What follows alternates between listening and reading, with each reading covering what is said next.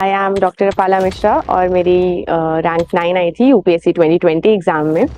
और अभी मैं आपसे बताऊंगी कि एग्ज़ाम क्लियर करने के बाद क्या होता है। तो जैसे ही हम एग्ज़ाम क्लियर करते हैं उसके बाद हमें लबासना ज्वाइन करना होता है। तो उसके बीच में अराउंड 1.5 मंथ्स तक का गैप रहता है। उस गैप में आपको अपनी पैकिंग करनी होती है और उस गैप में आपकी सर्विस आइटरेशन लिस्ट निकलती है और बहुत सारे फॉर्मल प्रोसीजर्स होते हैं जो करने होते हैं। एंड हम लोग बहुत एक्साइटमेंट से वेट कर रहे होते हैं कि लबासना जाने का दिन कब आएगा। And finally that day arrives. हमारे लिए वो दिन था 5 दिसंबर 2021। और जैसे ही हम लबासना पहुंचते हैं तो सब लोग वहाँ पे बहुत एक्साइटेड होते हैं, एंथुजियास्टिक होते हैं, बहुत पॉजिटिव एटमॉस्फेयर होता है।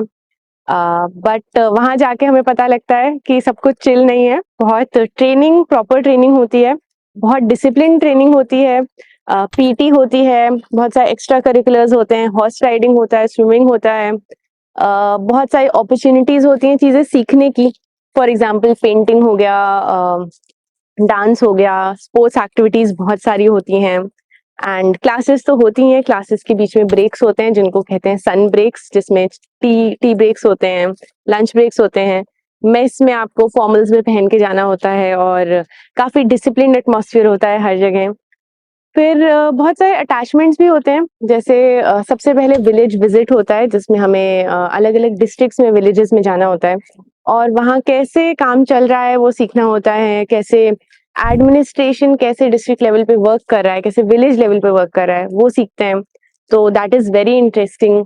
अपार्ट फ्रॉम दैट हमारा एक हिमालयन ट्रैक होता है जिसमें फॉर 10 days कंटिन्यूअसली हमें ट्रैक करना होता है।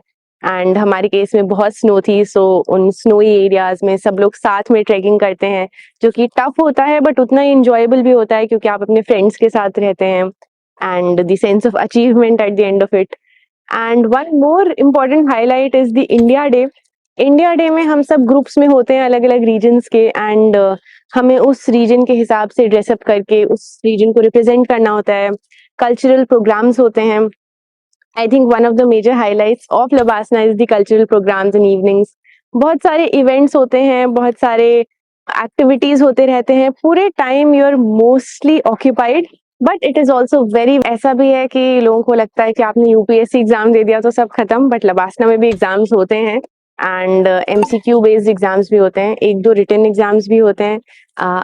You have different modules, for example आपका लॉ मॉड्यूल हो गया, एडमिनिस्ट्रेशन मॉड्यूल हो गया, जिस बेसिस पे आपकी क्लासेस होती हैं।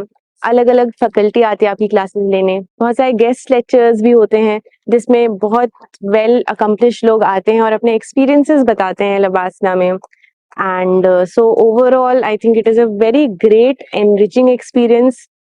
जो